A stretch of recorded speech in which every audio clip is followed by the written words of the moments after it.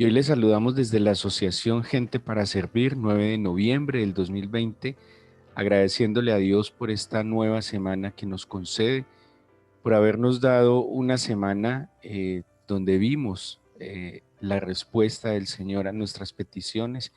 Muy agradecido con el Señor de dejarnos ver su poder, su gloria, su gracia, que definitivamente lo que dice su palabra es verdad y que quien le busca con diligencia le halla, que el Señor atiende la oración, el ruego y la súplica de aquel que insiste y persistentemente le busca. Así que con esa misma gratitud que terminamos la semana pasada, vamos a encomendarle al Señor esta semana diligentemente al buscarlo de madrugada para escuchar su palabra, para seguir la guía escritural, pero que también la presencia de su Espíritu nos acompañe. Hoy les invito entonces a leer, aquellos que están siguiendo la lectura de la Biblia en un año, que leamos Tito, la epístola de San Pablo a Tito en el capítulo 1, el libro de Isaías capítulos 53 y 54 y Salmos 125. Salmos 125, Isaías 53 y 54 y el libro de Tito o epístola de Tito capítulo 1.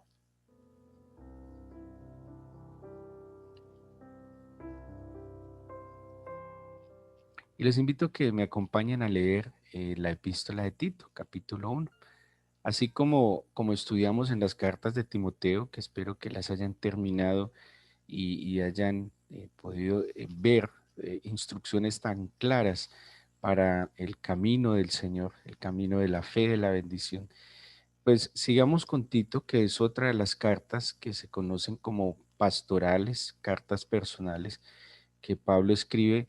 Pablo le escribe a Timoteo, a Tito y a Filemón.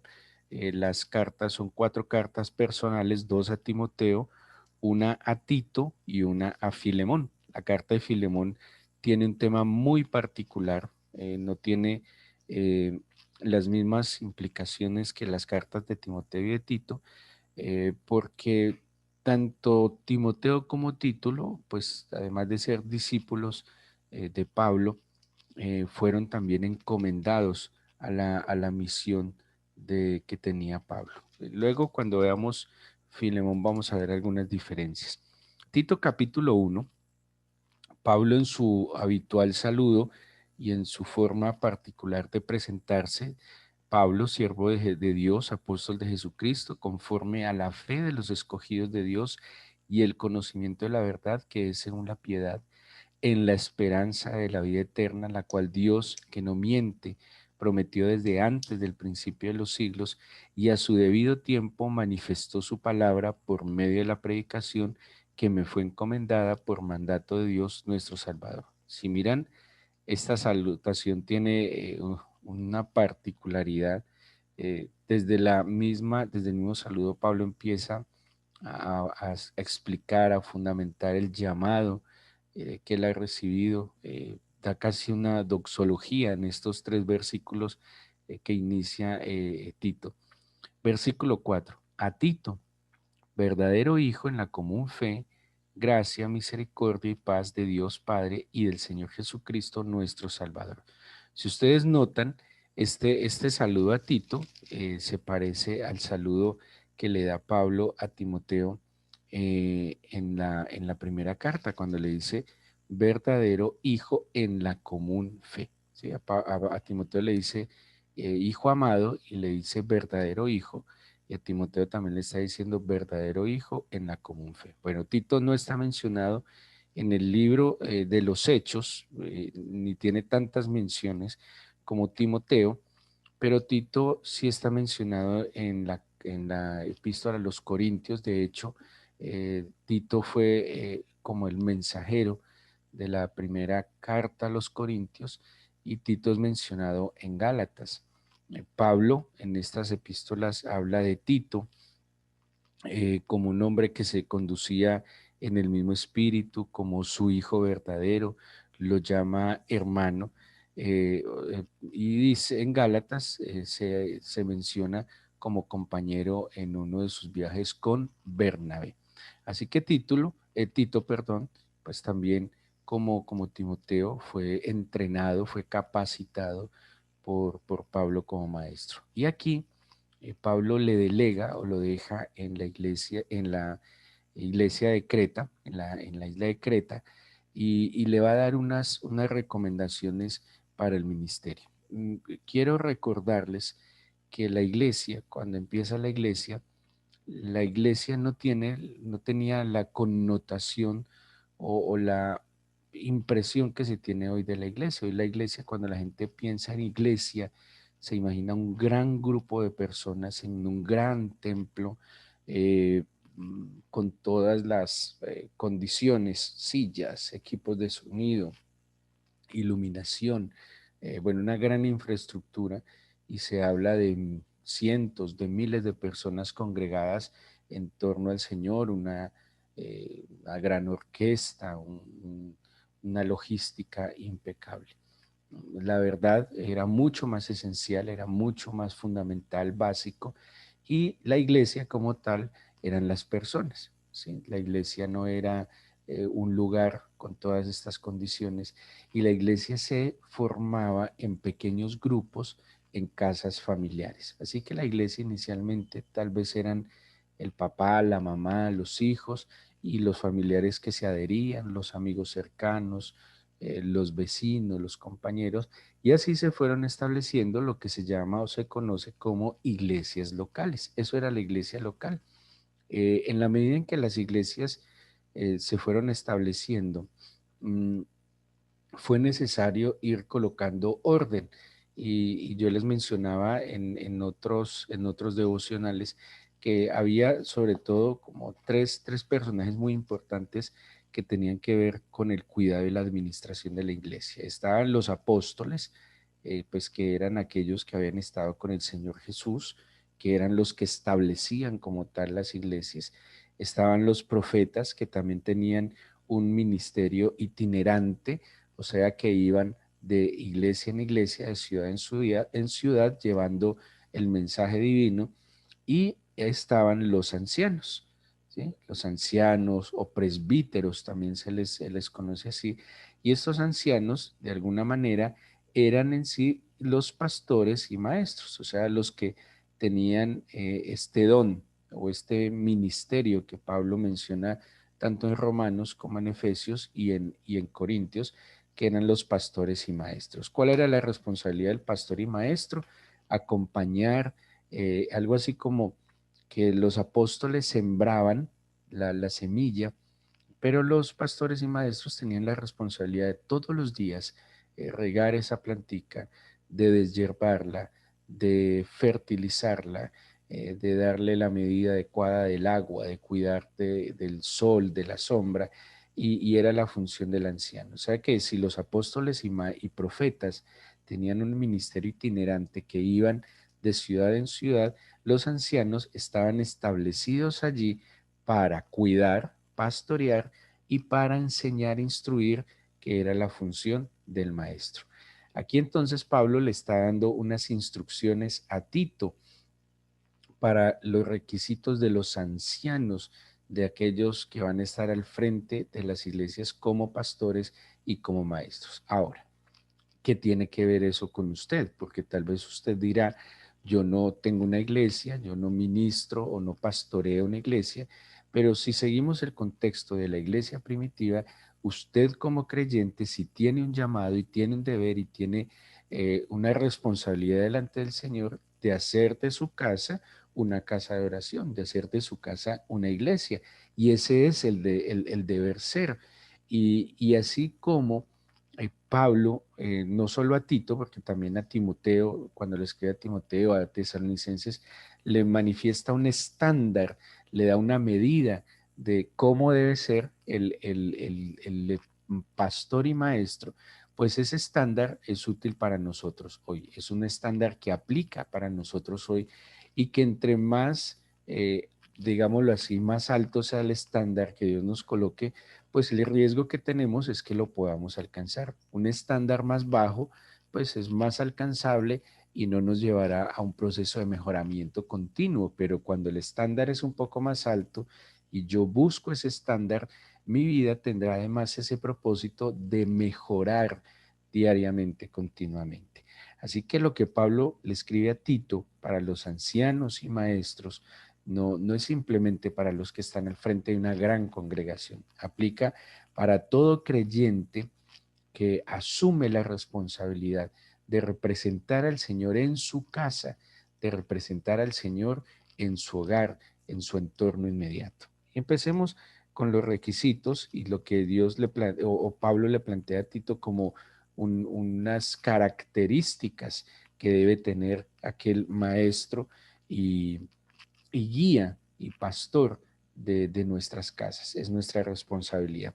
Primero dice, versículo 5, por esta causa te dejé en Creta para que corrigieses lo deficiente. De entrada, Pablo ya empieza a plantear algo extraordinario, corregir lo deficiente. Todo el modelo de Dios es perfecto, pero el ser humano en la medida en que se apartó del Señor, pues va alterando ese modelo perfecto.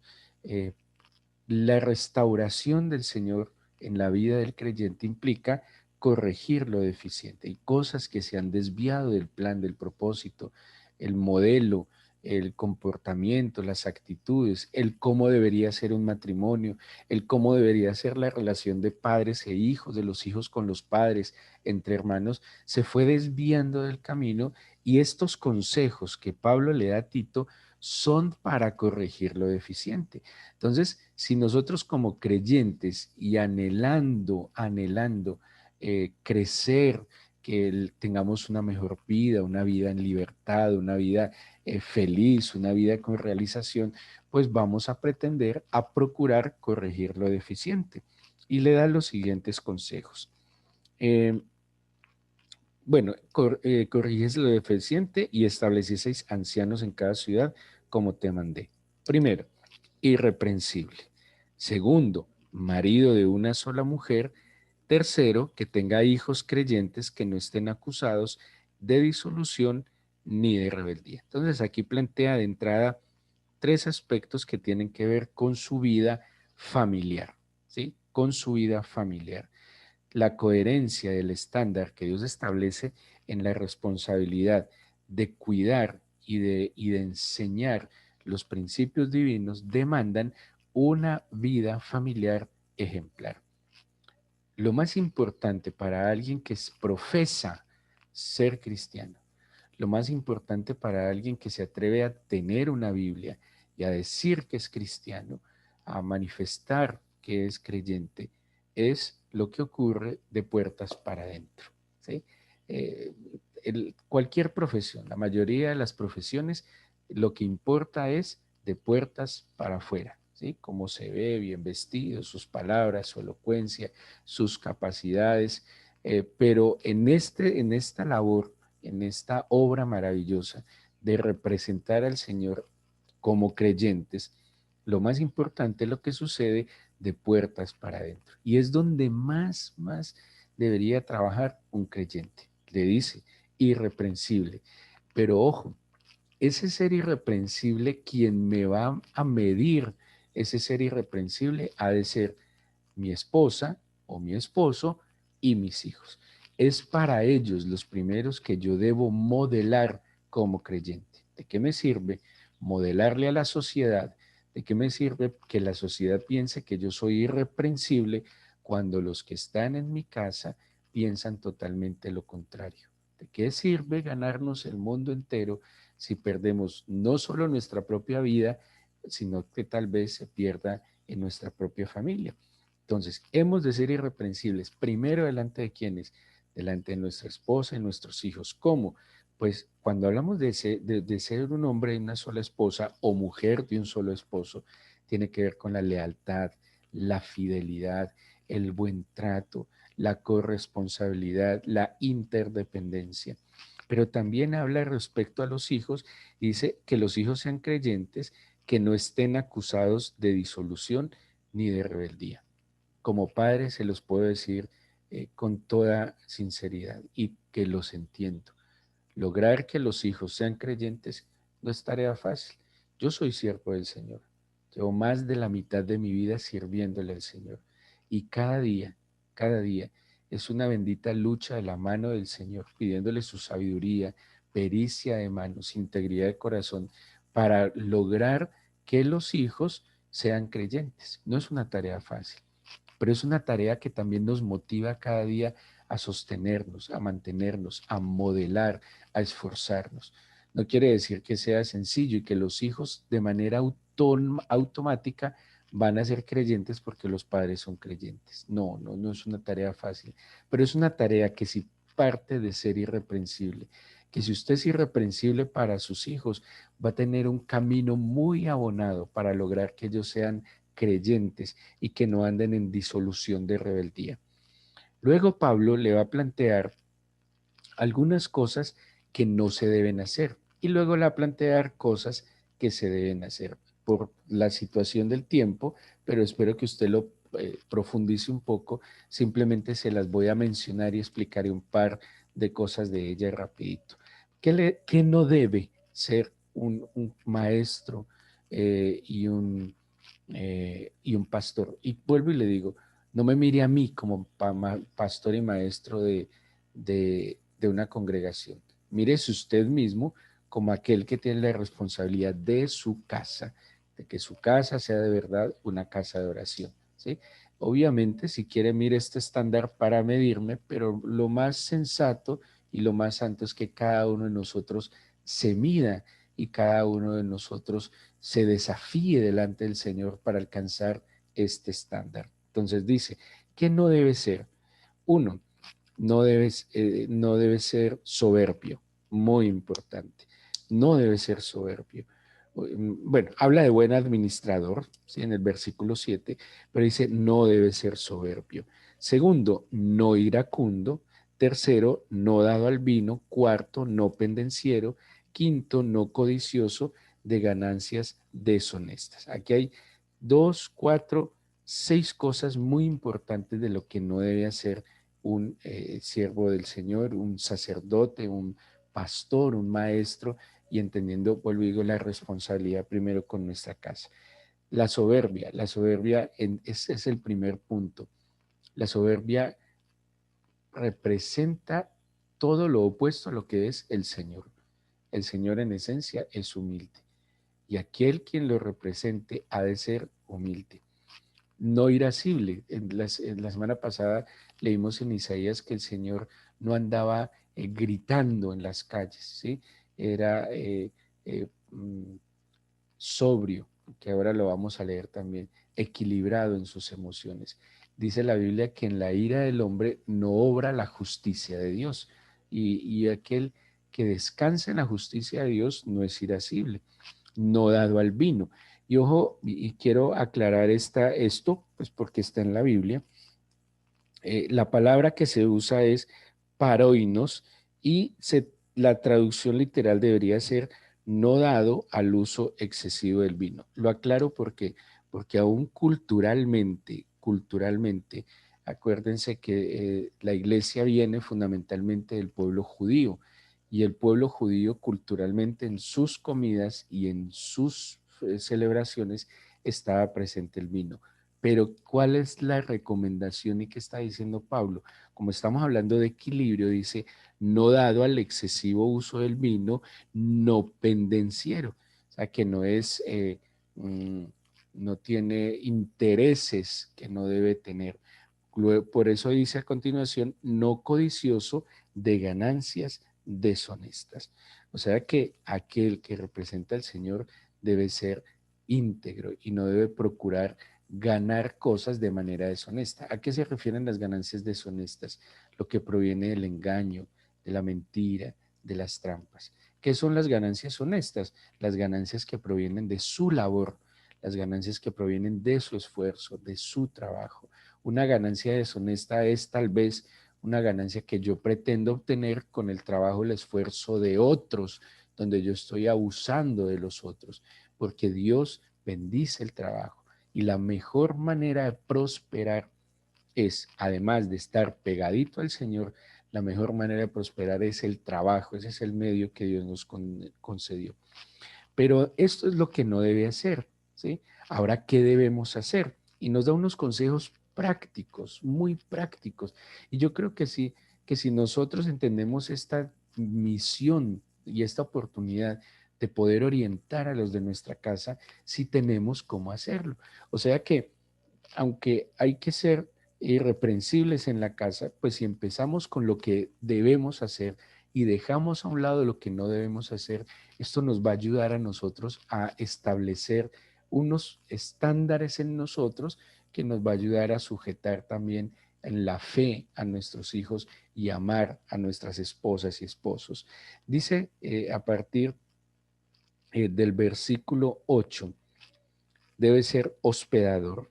Eso es algo muy de la cultura judía, hospedador, amante de lo bueno, sobrio, o sea, que nunca pierda su lugar, que tenga claridad en sus ideas, en sus emociones, no vive en altibajos, no tiene picos emocionales o de depresión o de ansiedad o de euforia o de resentimientos, es sobrio, es equilibrado, dice justo, santo, y repito dos palabras que tienen que ver con santidad y es diferente y exclusivo. Eso es ser santo.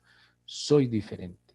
No me comporto como todos los demás. Me comporto según el parámetro que Dios establece en mi vida. Dueño de sí mismo, o sea, que no se descuaderna, que no se descontrola, que no pierde el control de sus impulsos emocionales. Ojo con el 9, retenedor de la palabra fiel, tal como ha sido enseñada. O sea, que no anda buscando por ahí fábulas, no anda buscando por ahí interpretaciones. Miren, se los voy a decir, la manera más sana de estudiar la Biblia es estudiar la Biblia. Algo que me parece a mí muy peligroso, el que pretenda conocer al Señor y su palabra, que se pegue a videos de YouTube, a charlas en Facebook. Yo recomiendo y lo hago yo mismo. Para mí la fuente principal de la Biblia es la Biblia. Y cuando yo voy a estudiar la Biblia, lo que trato de entender es todo su contexto eh, lingüístico, histórico, geográfico, para comprender la Biblia en su contexto.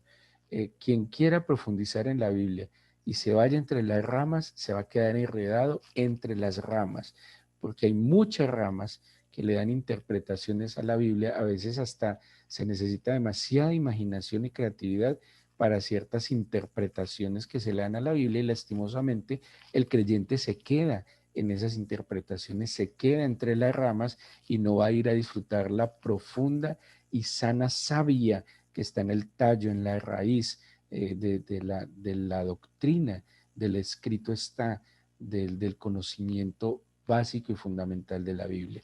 Dele la oportunidad al Espíritu Santo que le revele y le dé la interpretación y la aplicación de la Biblia basado en la Biblia misma, pero no se quede entre las ramas. Y un hombre y una mujer de Dios que entiende que tiene un deber de ser pastor y maestro con los suyos, pues va a saber retener la palabra fiel como ha sido enseñada, la, como la esencia del escrito está. ¿Por qué? Porque es importante retener la palabra para que también pueda exhortar con sana enseñanza y convencer a los que contradicen. Entonces, sí hay que evitar fábulas, cuentos, interpretaciones que lastimosamente, la verdad, yo creo que hasta avergüenzan al Señor.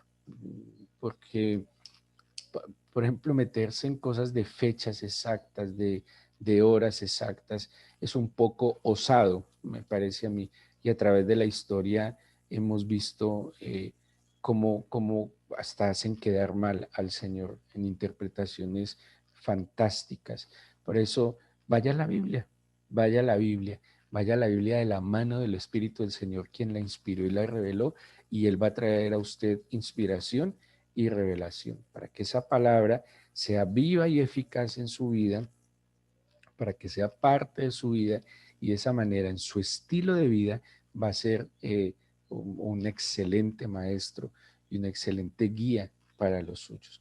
Aquí Pablo entonces aconseja a Tito qué no es conveniente hacer y aconseja a Tito qué es conveniente hacer para que podamos seguir orientando a los nuestros, que nos ganemos esa corona, que cuando nos presentemos delante del Señor tengamos esa bendición de haberlo hecho, hacer lo que nos correspondía. Obviamente no podemos obligar a nadie a creer, pero sí podemos sujetarnos, como Pablo dice a los Corintios en el capítulo 9, sí podemos sujetar nuestro ser para que nuestro ser sea un molde, un modelo, un ejemplo, un testimonio vivo, para que otros se inspiren en la fe que tenemos. Y vuelvo y digo, si se inspiran los de la casa, ganamos la carrera. Si se inspiran los nuestros y si podemos ser luz para las tinieblas de los nuestros, valió la pena. Si Dios soberanamente permite que esa luz vaya más allá de los límites de nuestro hogar, de nuestros cercanos familiares, pues ya el Señor también nos tendrá plenamente implementados para serle útiles en otros escenarios. Entreguémosle este día, esta semana al Señor, dándole gracias por bendecirnos, por darnos su palabra y por permitirnos hoy de nuevo encontrarnos por la vida, la salud, por las labores y las responsabilidades que podemos tener. Así que disponga su corazón para que le oremos al Señor.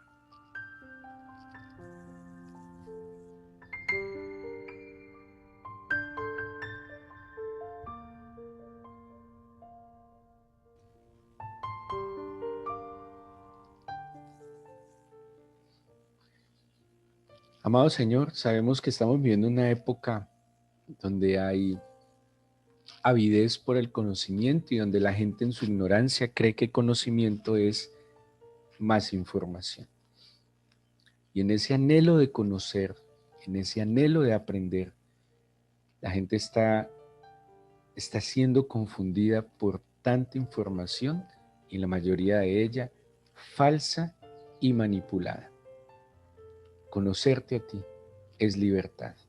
Conoceréis la verdad y la verdad os hará libres.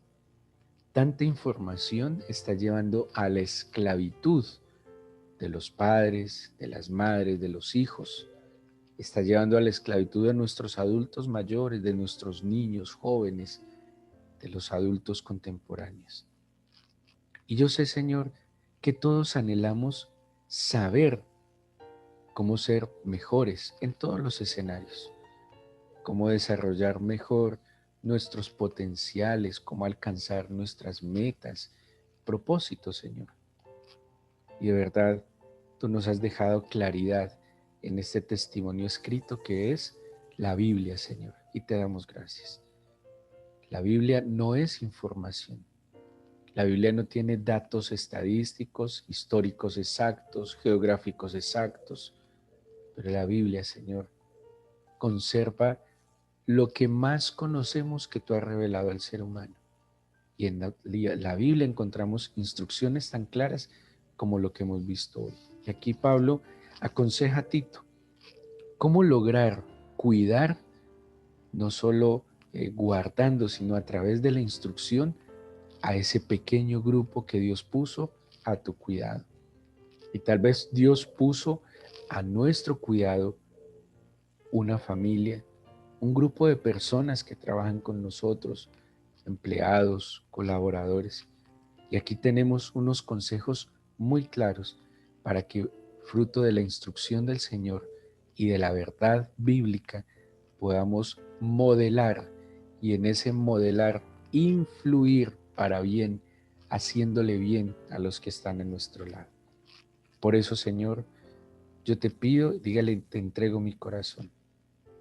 Y tenemos que luchar contra algo muy difícil en este tiempo que estamos viviendo, y es retener la palabra del Señor.